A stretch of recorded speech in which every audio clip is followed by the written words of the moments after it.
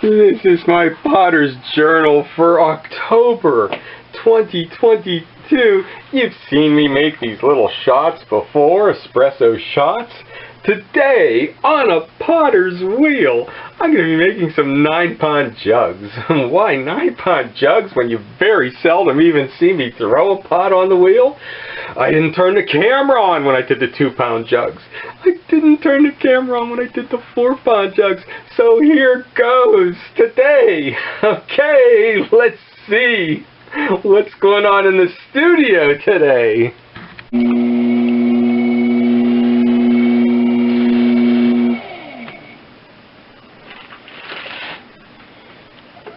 So, is it time to start showing I can do something? 9 pounds of clay? Okay, whether I can or not, we will make an attempt at it. I thought I should be getting more for the face jugs.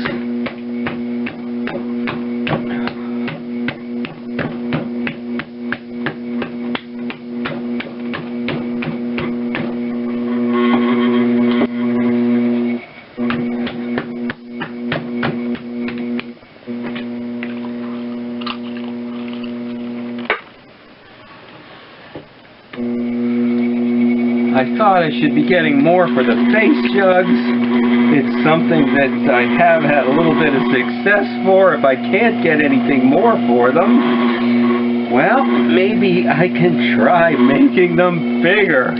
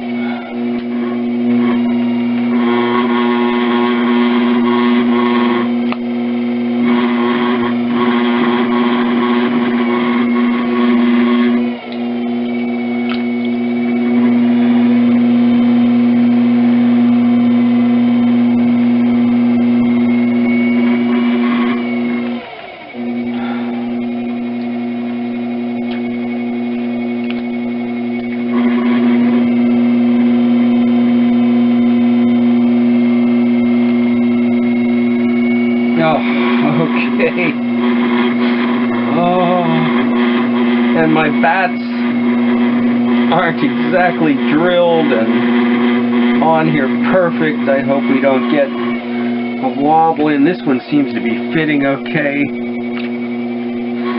I am making these on a bat. I like looking into the potters from history who made jugs and just lifted them right off the wheel. Maybe made this in 2 pieces. I'll have to try that yet.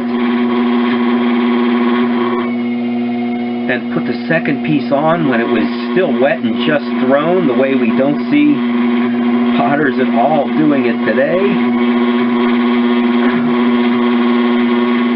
I'm having trouble judging the thickness. And oh yeah, there's a lot down there yet.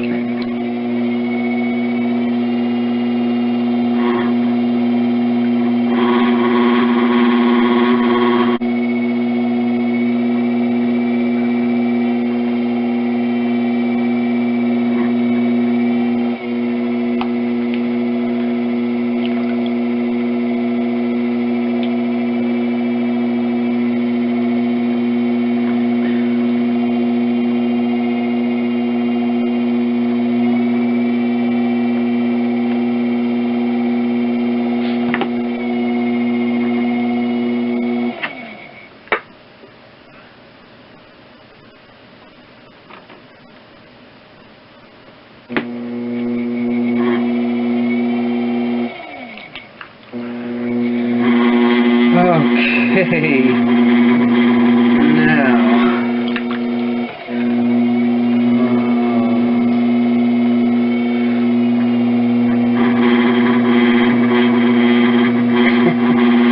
a little move I make with smaller stuff, does it work with the bigger stuff too?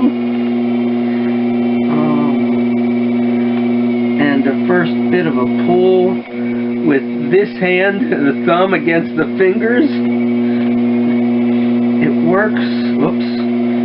A little bit of a slide there. It works with the little stuff. Does it work with the big stuff too? Okay, sometimes you do have to just throw yourself into it.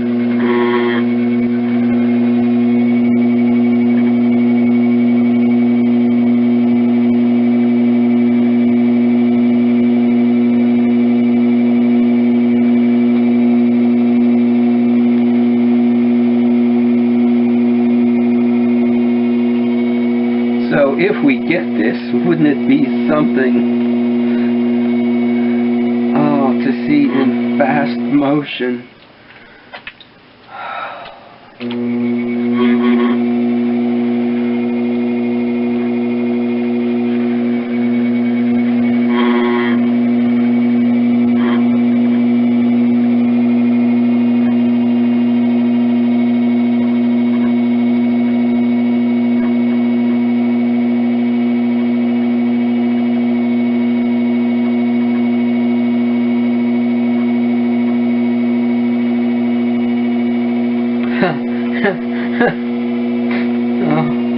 So, should we try it on the treadle wheel next?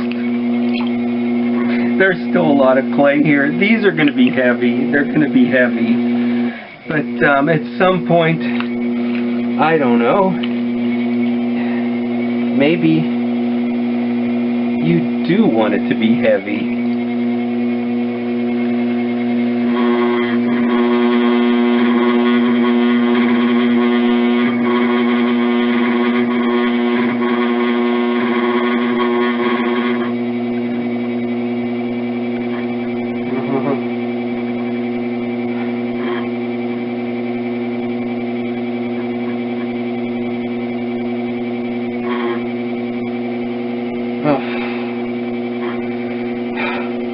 Okay, I can breathe once I get to the top.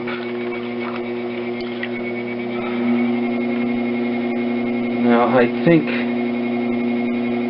this is when I usually step in with a rib. It's still very thick. I don't know. Maybe we'll try one more.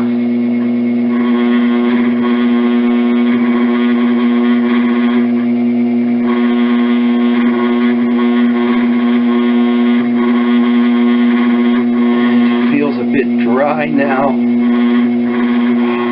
If I dump water on it the way some potters do, it just all turns to mush, so maybe they're working with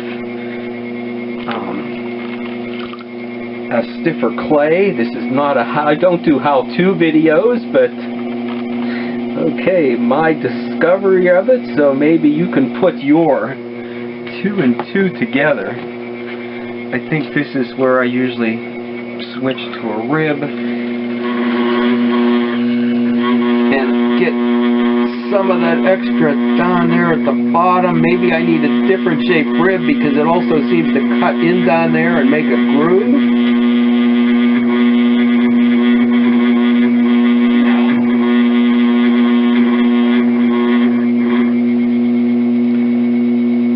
All year I've been thinking it's time to step up a bit size-wise. Oh, and I knew that eventually, before this show, it was in the book that it would happen. Although it hasn't yet. We're not quite there. Oh.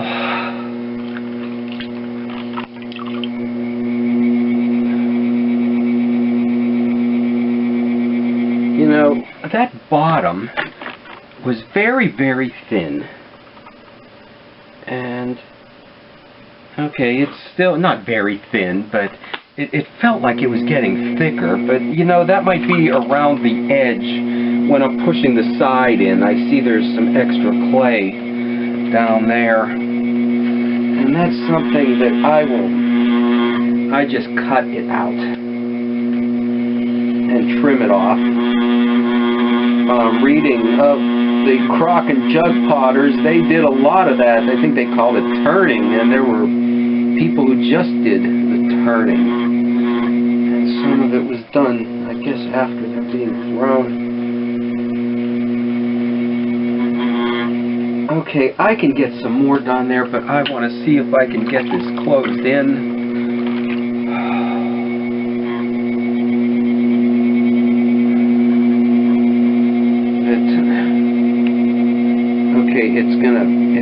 It's a bit thin right there, and it's gonna kick out, so I need to support that a bit as I bring this in. And I think this one might be too big to do that. So we're just gonna go back and forth.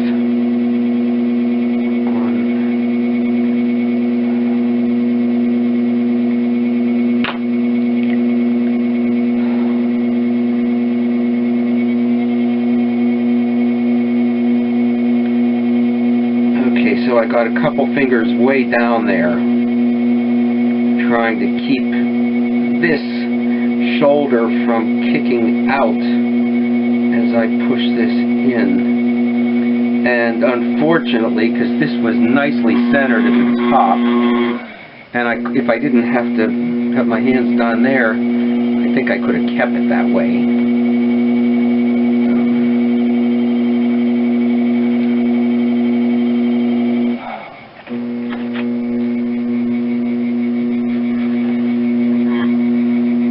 Maybe I brought this one out a bit too far. Oh, to be able to get this top in yet.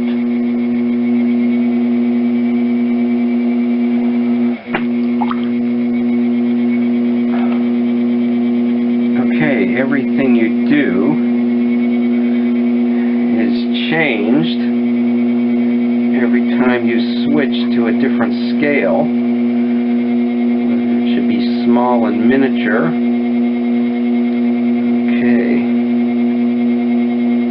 So if I do the next size up, I probably should go for making something in 2 pieces. And that's as far as I'm going to take it in. There's no reason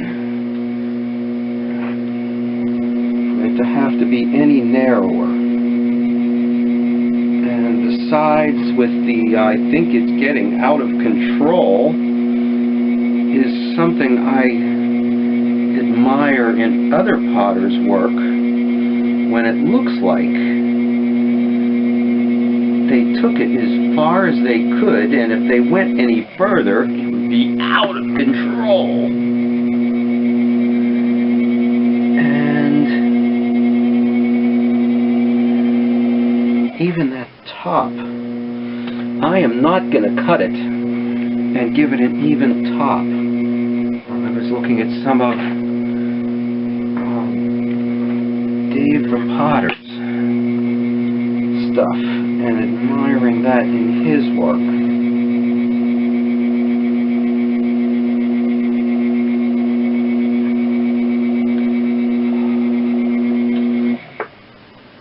Okay, I think it's time to quit. Not a question, usually a question more for painters than potters, but maybe I will try to get a little more down here out.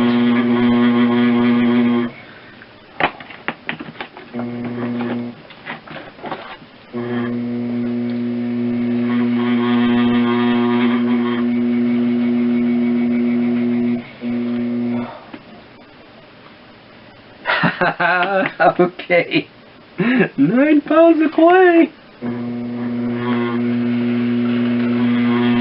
Okay, that may be no big deal for you, but that is for me. I think maybe I did it in my past life as a potter, but not if I have yet. Not much this time round.